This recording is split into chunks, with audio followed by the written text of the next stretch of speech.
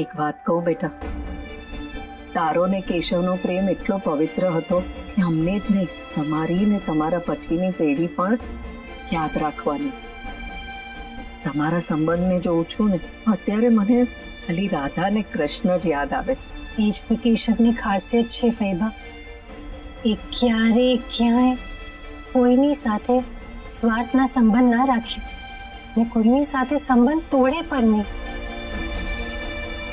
હું તો એની સાક્ષી જ છું ને. એને કેટલી વાર સંભળાવ્યું, પણ એને કોઈ દિવસ એના મનમાં એ બોજો રાખ્યો નહીં. એ તો ખબર નથી પડતી કે કેશવ ને નીરવ સગા ભાઈ હોવા છતાં પણ બંનેમાં આટલો ફરક કેમ છે? ફૈબા, હું સાચું કહું છું. નીરવે મને કહ્યું કે એને આપણા ઘરમાં અને આપણી પ્રોપર્ટીમાં ઇન્ટરેસ્ટ છે. એનો ઈરાદો એ જ છે ફૈબા. મને ખબર છે બેટા. તને યાદ હોય તો હું જ હતી નીરવને ઐશ્વર્યાના ગોળદાણા ન થવા દેવા એના પાછળ. પણ તને ખબર છે ને, ગુરુએ મારી વાત જ નહીં માની. ફૈબા, તમને ખબર છે કાલે ઐશ્વર્યા અને નીરવ કોર્ટ મેરેજ કરવાના છે. શું? યસ ફૈબા, અને આપણે કંઈ પણ કરીને કોઈ પણ હિસાબે આ મેરેજ રોકવા છે.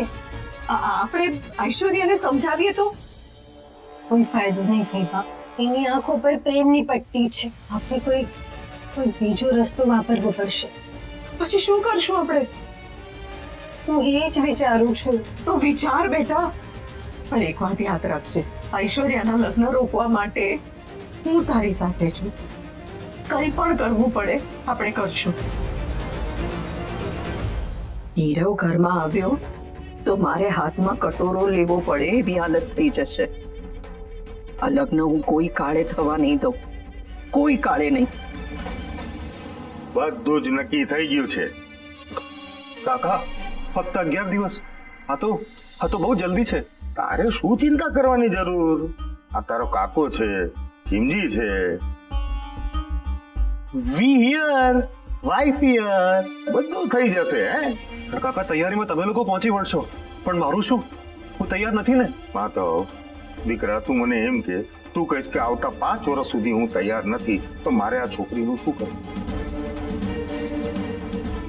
તું કોઈનું નહીં વિચાર, એનું વિચાર. અરે એ છોકરીની અત્યારે દશા તો વિચાર ના એના ઘરની છે ના આપણા ઘરની છે. મારી તો એકમાત્ર ઈચ્છા છે દીકરા કે તું પરણી જાય એટલે આ છોકરી આપણા ઘરમાં આવી જાય ને દિવસભર તારું ધ્યાન રાખે એટલે હું છૂટતો બેટા. કાકા, પણ તમે એ તો વિચારો કે પણ નહીં, તારા પણ મારા બહુ લોહી પીધા છે બેટા.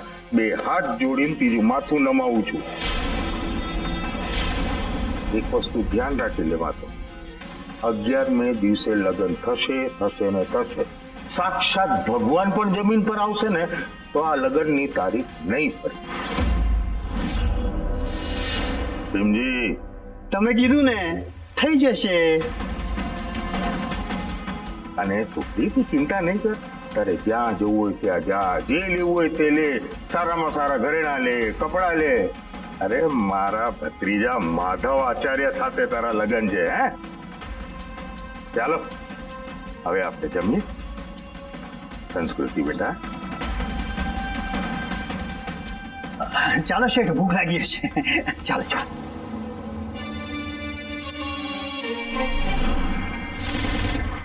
સાચી સંસ્કૃતિએ માધવને જોઈ લીધો છે.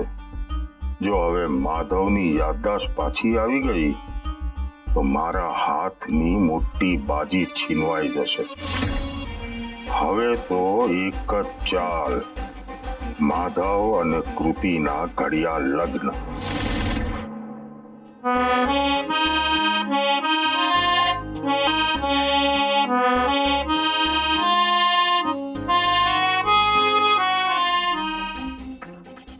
અરે વાહ, શું વાત છે!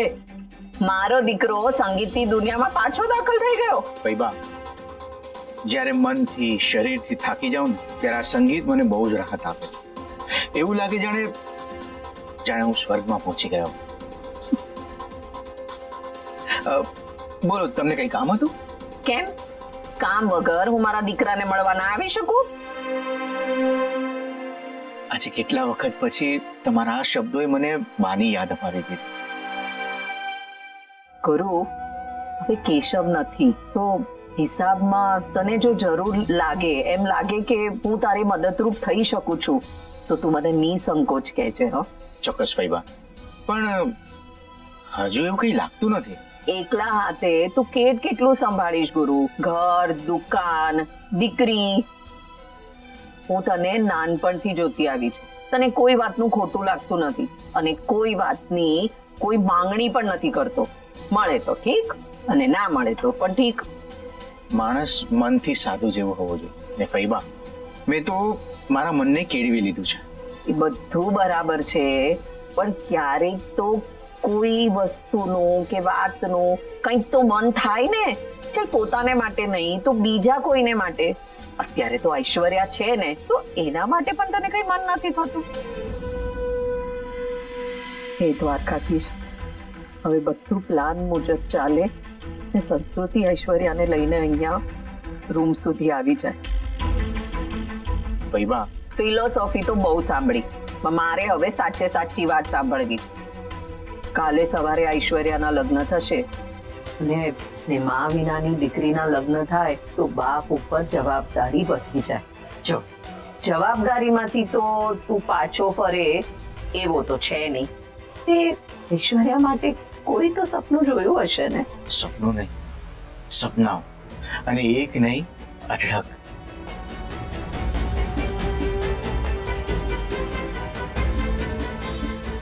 હવે મારે જીવવાનું કોની માટે ફઈબા?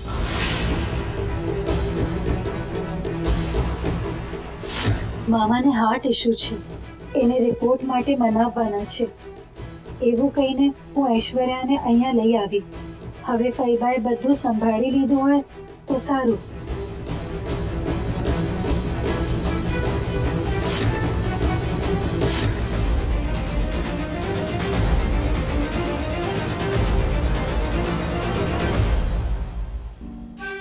ઐશ્વર્યા સિવાય મારું બીજું છે કોણ જેના માટે હું જીવું? કેતકી હતી ત્યારની વાત જુદી છે, પણ કેતકીના ગયા પછીની વાત જુદી છે ફઈબા. આંખ બંધ કરું છું અને ઘર ચોડામાં ઉભેલી ઐશ્વર્યા મને મારી સામે દેખાય છે. લગ્ન મંડપમાં ઉભેલી ઐશ્વર્યા મને મારી સામે દેખાય. અક્ષત ઉછાળીને ગગન મહેલનો ઉમરો ઓળંગતી ઐશ્વર્યાને જોવી, એના સિવાય મારા જીવનનું બીજું કોઈ ધ્યેય નથી. કેતકીએ જોયેલા એક કે એક સપનાઓ હવે મારી આંખોમાં છે, અને એ સપનાઓ જ મને કહે છે કે ગુરુ, તારે જીવવાનું છે, લડવાનું છે, ટકવાનું છે. દીકરીના બાપની વ્યથા તમને ખબર છે ફઈબા? દીકરીનો જન્મ થાય છે ને ત્યારથી જ એને વળાવવાના સપના એક બાપ જોતો હોય છે, અને મનોમન આ સપનું જલ્દી પૂરું ન થાય એ પણ ઈચ્છતો હોય છે. ગુરુ, કેટલીક જવાબદારી નિભાવીએ જ છૂટકો. હા ફઈબા, અને એટલે જ હું ઐશ્વર્યાના લગ્ન એટલા ધૂમધામથી કરીશ, એટલા ધૂમધામથી કરીશ કે આખું દ્વારકા જોતું રહી જાય. બાપુજી જે રીતે યમુનાના લગ્ન કરાવવા માંગતા હતા ને, એ જ રીતે હું મારી ઐશ્વર્યાના લગ્ન કરાવીશ. બાપુજી જે રીતે એને વળાવવા ઈચ્છતા હતા ને, એવી જ રીતે વળાવીશ કે બાપુજીની યમુનાને વળાવવાની અધૂરી ઈચ્છા અને ઐશ્વર્યાની વળાવવાની ઈચ્છા પૂરી થાય.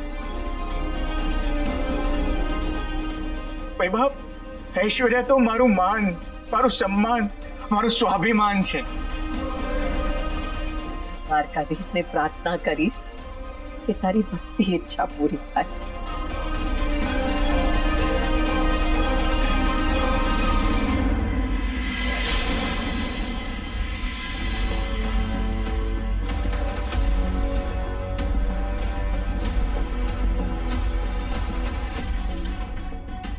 ઓલી સંસ્કૃતિએ માધવમાં છુપાયેલા કેશવને કદાચ ઓળખી લીધો છે.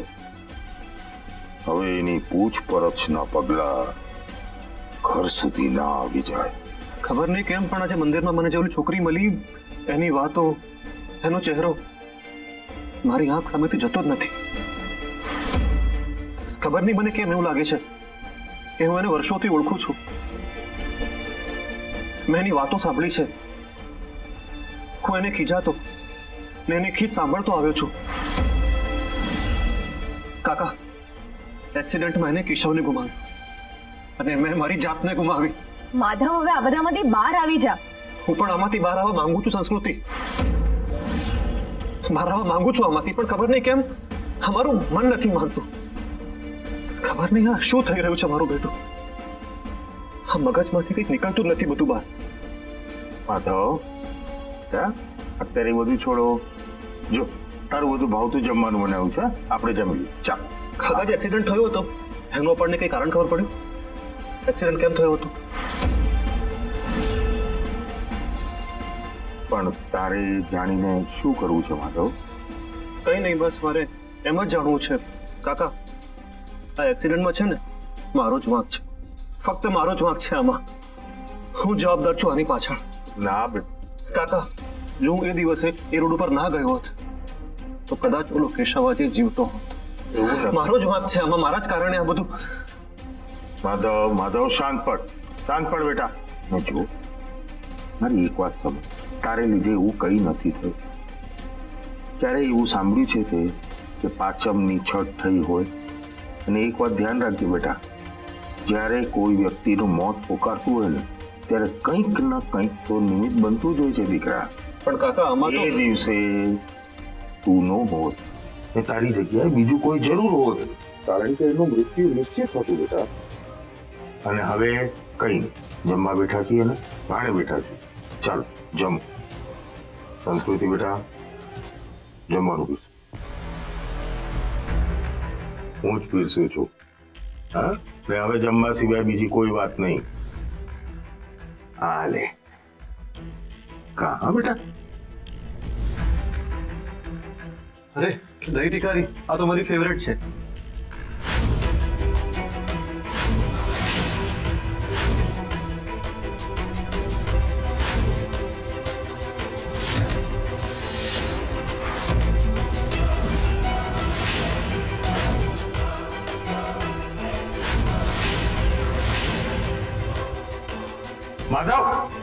માધવ બેટા. મને તો નહોતું કે તું ઐશ્વર્યાને આવી રીતે લઈ આવીશ. સારા હેતુથી કામ કરતા હોય ત્યારે તમને ભગવાન પણ હેલ્પ કરે. સંસ્કૃતિ, તે ઐશ્વર્યાને એવું તે શું કહ્યું કે તારી સાથે આવવા માટે તૈયાર થઈ ગઈ? ખોટું બોલે. વૈભા, મેં ઐશ્વર્યાને કીધું કે મામાની તબિયત સારી નથી, એમને ચેસ્ટ પેઇન થાય છે અને એ ટેસ્ટ કરવા માટે રાજી પણ નથી. ઐશ્વર્યા ટેન્શનમાં આવી ગઈ. એને મને કીધું કે ચાલ આપણે પપ્પાને સમજાવીએ, અને અમે ત્યાં આવ્યા. સરસ ઇમોશનલ બાનું શોધી કાઢીશ. પણ ખોટું બોલીને મંગળ. મહાભારતમાં ભગવાન શ્રી કૃષ્ણએ કહ્યું છે કે કોઈના હિત માટે અસત્યનો સહારો લેવો પડે ને તો કોઈ અફસોસ નહીં કરવાનો. વૈભા, હવે ઐશ્વર્યા ટેન્શનમાં હશે. એ બિચારીને રાતનો ઉજાગરો થશે. પણ તે એના હિત માટે જ કર્યું છે ને. સંસ્કૃત, તું હવે બહુ ટેન્શન ના લઈશ. અત્યારે તો આપણું કામ પત્યું ને એ વધારે ઇમ્પોર્ટન્ટ છે. એકવાર આપણી છોકરી ઓલા નીરવની ચુંગલમાંથી બહાર આવી જાય એટલે બસ, હું પણ તારી ભેગી આવીને ઐશ્વર્યાની માફી માંગીશ.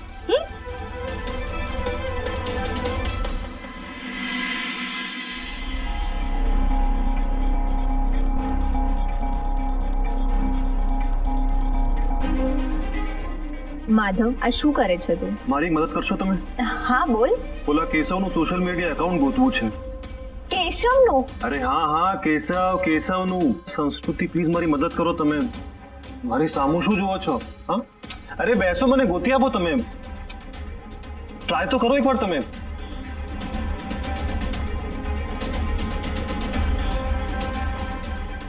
સંસ્કૃતિ, ગોતો. કંઈક તો રસ્તો હશે ને. ઓલો કેશવ મારી ઉંમરનો જ હતો, એટલે એ તો નક્કી જ છે કે એનું એકાઉન્ટ તો હશે જ. બસ મને એકવાર એનું એકાઉન્ટ મળે એટલે પછી મને ખાતરી થાય કે કેશવ કેવો દેખાતો હતો. શું ચાલી રહ્યું છે આ બધું?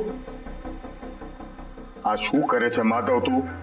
તને ડોક્ટરે આરામ કરવા કહ્યું છે ને તું આ બધું શું કરી રહ્યો છે? કાકા પણ હું તો ખાલી બસ બણ ને બણ કઈ નહીં. અરે બેટા, આ બધી નકામી વસ્તુઓમાં તું તારું ધ્યાન આપે છે. જ્યાં ધ્યાન આપવાનું છે ત્યાં તો ધ્યાન આપ. નહીં સમજાયું? અરે આ છોકરીને જો, અડધી થઈ ગઈ છે તારી પાછળ, અડધી. સવાર બપોર સાંજ રાત શું તો માધવની સેવા ને માધવની સેવા, બીજું કઈ જ નહીં. અને તું છે, મને માફ કરતું, ઓલો છોકરો કોણ, શું નામ એનું? કેશવ. ઈ મરી ગયેલા છોકરા પાછળ તું એને એના સોશિયલ મીડિયા પર એનું અકાઉન્ટ ગોતા. પણ કાકા સંસ્કૃતિ આ નહીં, ઓલી સંસ્કૃતિ તમે જોયું નહીં? એ બહુ જ દુઃખી હતી, ચિંતામાં હતી, એટલા માટે મારે. મેં બધું જોયું બેટા, પણ તું એ સમજ, ઓલી સંસ્કૃતિની ઉપર ધ્યાન આપવા કરતા આ તારી સંસ્કૃતિ છે ને એની ઉપર ધ્યાન આપ બેટા. તને એની દશા ખબર છે? એના ઘરવાળાને, એ લોકો અને આ છોકરી બધા દુઃખી છે, દુઃખી.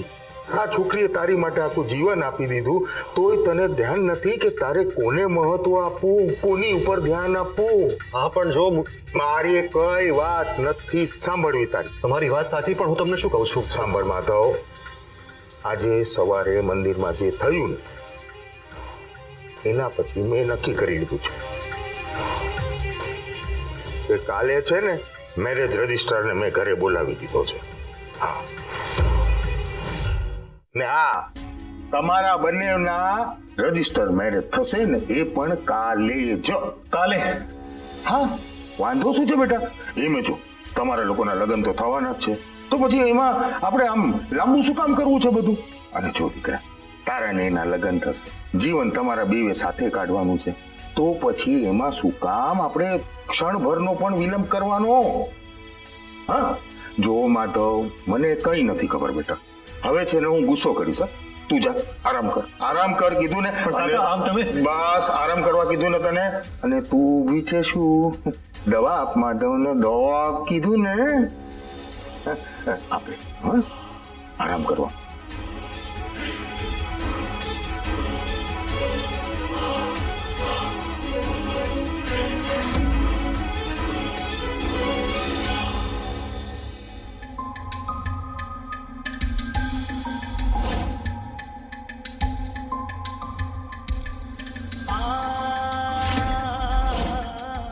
કંઈક તો ખાસ છે.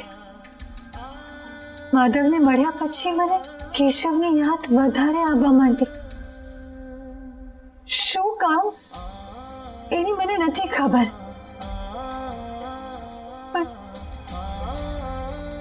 પણ કંઈક તો ખાસ છે જે મને માધવની તરફ ખેંચે છે. એક વાત તો નક્કી છે, માધવ પાસેથી મને ઘણું બધું જાણવા મળશે.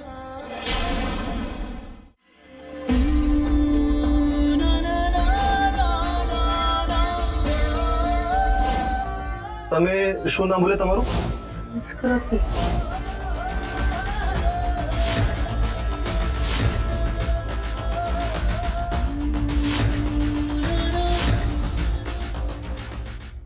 દ્વારકાધીશ, પ્લીઝ એકવાર ફરીથી મને માધવ સાથે મેળવી દો પ્લીઝ. પહેલી વાર તમે જ મળાવ્યા ને, આ વખતે પણ તમે જ મેળવો પ્લીઝ. પ્લીઝ દ્વારકાધીશ.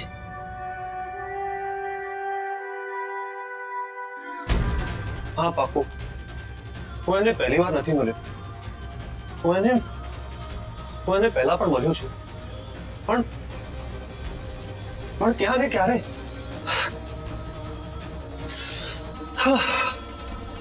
કઈ જ યાદ નથી આવી રહ્યું, કઈ એટલે કઈ જ યાદ નથી આવ્યું.